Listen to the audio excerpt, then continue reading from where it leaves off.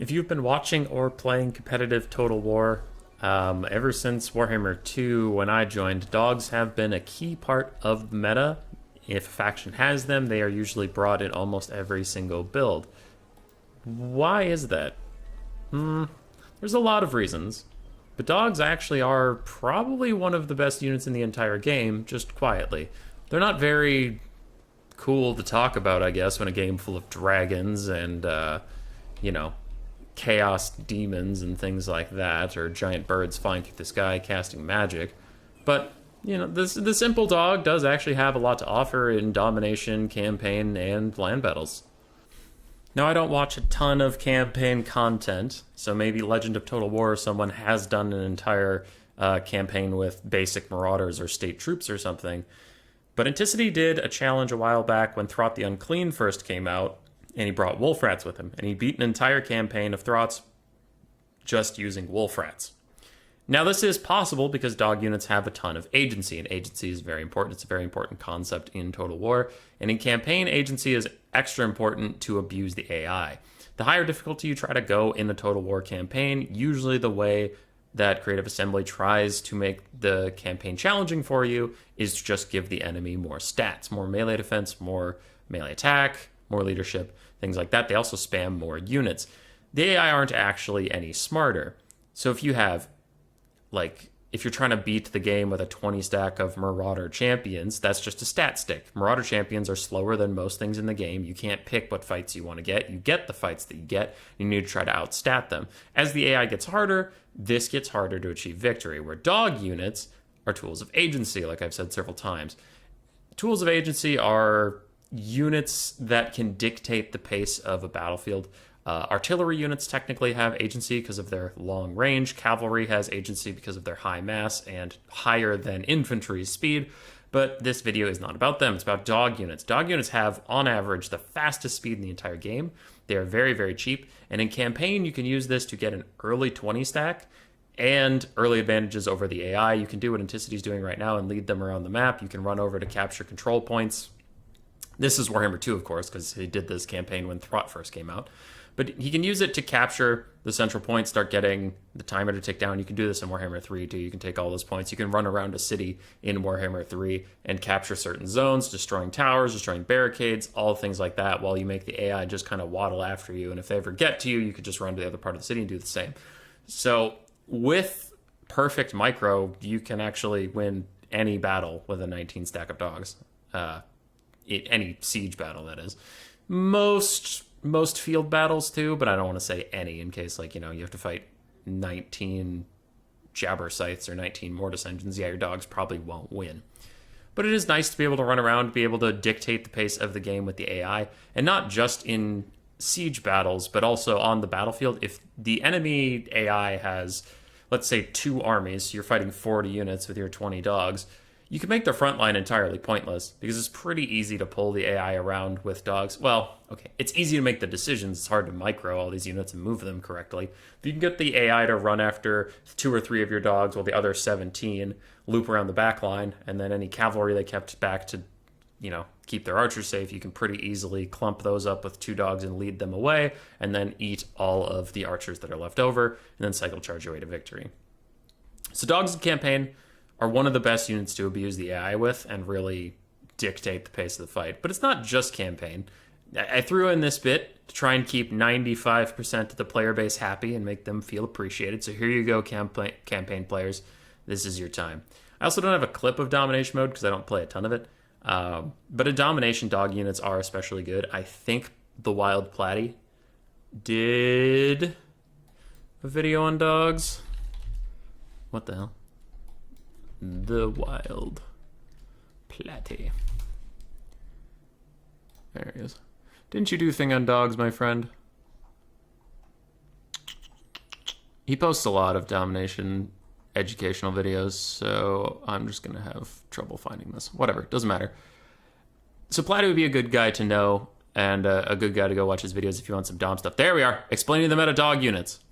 So Platy covers the domination stuff here better than I could hope to for you. But needless to say, they are very important in domination if a prominent domination player spent an entire video talking about them. So he can cover that. I talked about why they're good in campaign, and in land battles they're also excellent, which is why dogs have been so common through all the freaking games. So in land battles, but also campaign, I'm going to show you a bit of what I'm talking about here because I am fighting the AI, so you can imagine this being an AI situation. The front lines are going to go collide. I picked Chosen so they wouldn't break for the sake of my example, and a Spearman and Shield is going at them. So the front lines are going to be attacking, and in any land battle situation where you have the front lines going like this, they're going to create holes, and most players and most builds will defend the back line with maybe a spear unit right here, or cavalry or dogs of their own. Now, why dogs are so great?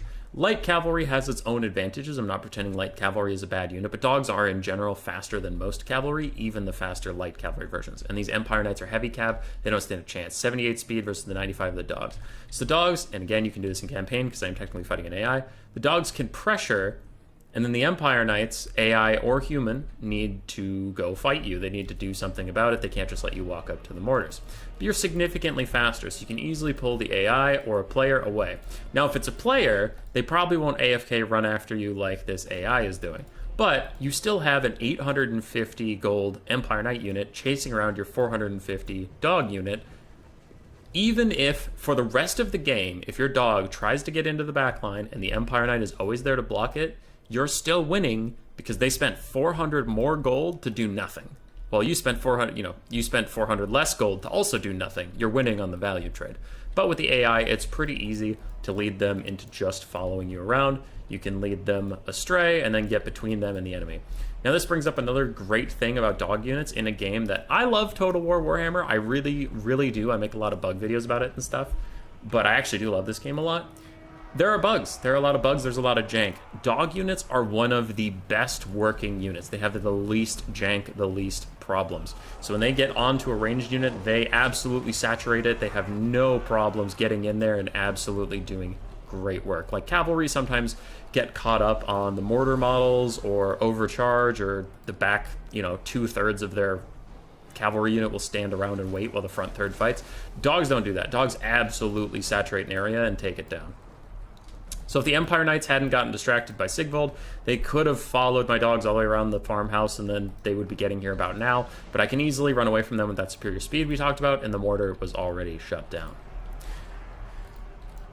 So that just shows dog units are great. Another thing dogs are amazing at doing is when something routes, you can have them chase it down since they're very fast. But again, with that lack of unit jank, they don't knock things over. Foot characters and foot infantry can easily get knocked over, and then it's very hard to deal damage to them. Dogs don't knock stuff over, so they just constantly do damage while things are running away, quickly shattering them or just killing them outright.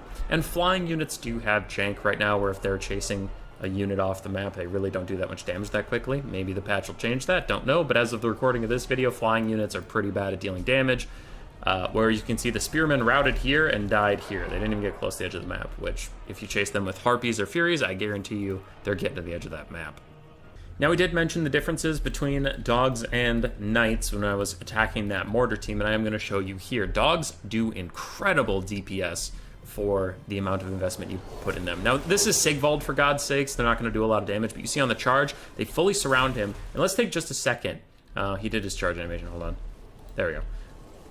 While Sigvald's not attacking, let's take a second and look here. The dogs have him 360 degrees surrounded, and let's see the models touching him. 1, 2, 3, 4, 5, 6, 7, 8, 9, 10, 11, 12, 13, 14-ish. 14 models touching him, and these other dogs are also sneaking between each other to get little attacks in. So 15-ish models touching him, and more can actually attack him. Now let's see the knights. Knights charge in, and then they stop. They stop fucking dead. So the rest of these units are sitting around doing nothing. Now, is that a problem with heavy cavalry? Yeah, sure. Yeah, that's a problem. That should be fixed, 100%. But one of my points about talking why the dogs have been so meta for so long is they just work. Like, the unit works really well, doesn't have too much jank about it, and that's why you keep seeing it all the goddamn times, because it does what you need it to do. Anyway, knights attempt to surround Sigvald, get caught up on themselves and don't do a ton, and if we pause or something, you can see 1, 2, 3, 4, 5, 6. Optimistically, 6 knights are touching Sigvald at one time. So it's just not comparable. Like, dogs can get such a better surround. Their unit models perform so much better with way less jank, and they're much cheaper.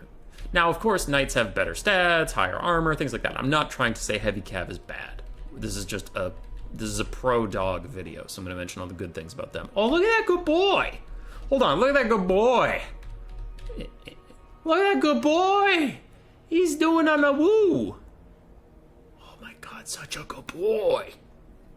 The last example I have about dog units is how to use them as a supporting role. We mentioned at the start of the video, there are a lot of dog units out there that have supportive features, like these Norscan Ice Wolves have Frostbite, lowering the speed by 30%.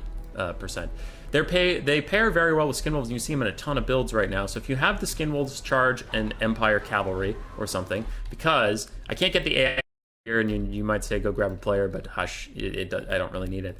Dogs take a ton of damage on charges with heavy cavalry, so you would want these larger Skin Wolves to take a charge if there was going to be one. Now that the Skin Wolves have started the fight, dogs slip in super easily with their tiny models between the Skin Wolves, and now you can see that this front line is very mixed, right?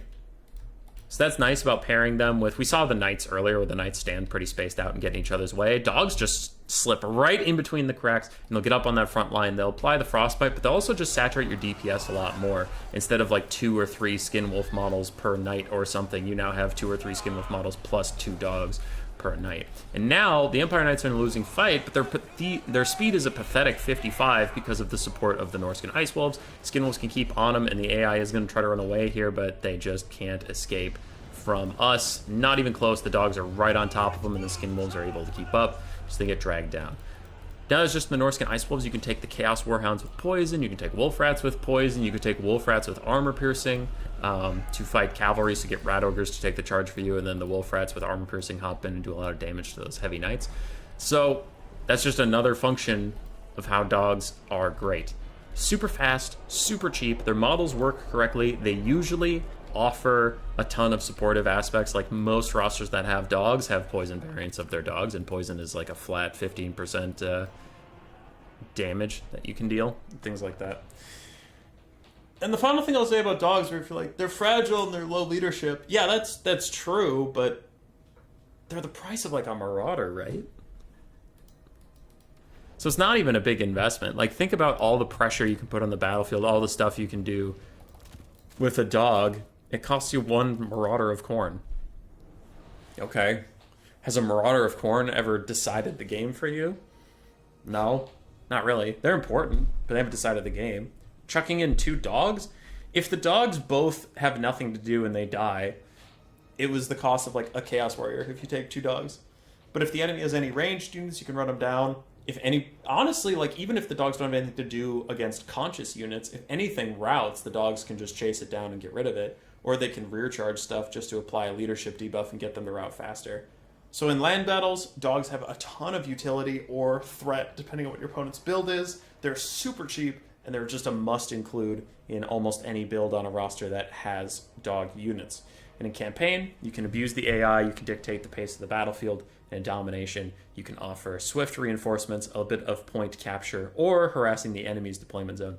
Dogs are just great, and I don't see them being nerfed in the future because it's the thing that makes them great is their role on the battlefield. It's not like a stat miscalculation, right? Like in this current state of the game, oh man, Blue Fire of Tzeentch is too strong, but if they nerf Blue Fire, it can be garbage. Like, yeah, that's true, but you can never, unless they systematically take every single dog in the entire game, reduce their speed to less than that of heavy cavalry, and reduce their damage so that they lose to archers in melee combat, this unit's going to be great, and it's going to be in the meta. It's just too important on the battlefield. So, hopefully that helped. Even if you're a campaign player and you hate this channel, hopefully I occasionally try and brighten your day. Roar! Subscribe, yes, yes.